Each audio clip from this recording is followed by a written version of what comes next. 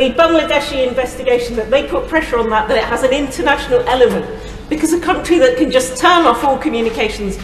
জুলাই অভ্যুত্থান চলাকালে যে দুজন ব্রিটিশ বাংলাদেশি এমপি ছাত্র আন্দোলনের পক্ষে অবস্থান নিয়ে ব্রিটিশ পার্লামেন্টে কথা বলেন, তাদের মধ্যে একজন রূপা হক।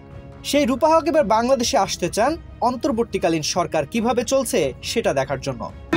আমি যাচ্ছি বাংলাদেশে আগামী মাসে, জানুয়ারি মাসে আমি ওখানে যাচ্ছি, নিজের চোখ দিয়ে দেখতে চাই আসলে কি হচ্ছে, কারণ আমরা জানি যে অনেক বিভিন্ন চেঞ্জ হয়েছে। কি দেখতে চান বাংলাদেশে?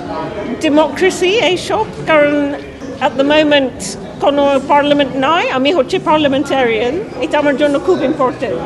30 ডিসেম্বর রাতে এমপি রূপা হক লন্ডনে বাংলাদেশ প্রবাসী কল্যাণ পরিষদের এক অনুষ্ঠানে যোগ দিতে এসে সাংবাদিকদের আরো বলেন, ফ্রি ও ফেয়ার ইলেকশনের দাবি দীর্ঘদিনের।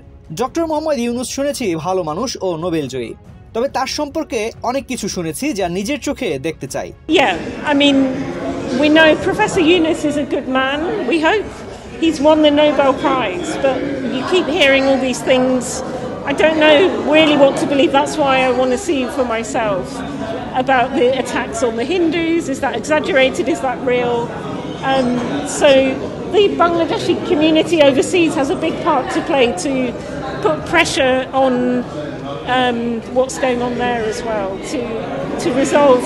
At the moment it's a bit of a funny situation, but I think there needs to be maybe another, I don't know, there needs to be some process so that elections can happen, and also maybe to make sure that all the institutions are cleansed of corruption. ব্রিটেনে পাচার করা অর্থ বাংলাদেশে ফিরিয়ে নেয়ার প্রসঙ্গে আরেক প্রশ্নের জবাবে তিনি বলেন, বাংলাদেশের জনগণ বাজেটের টাকা ফিরিয়ে নেয়ার জন্য সঠিক তদন্ত প্রয়োজন।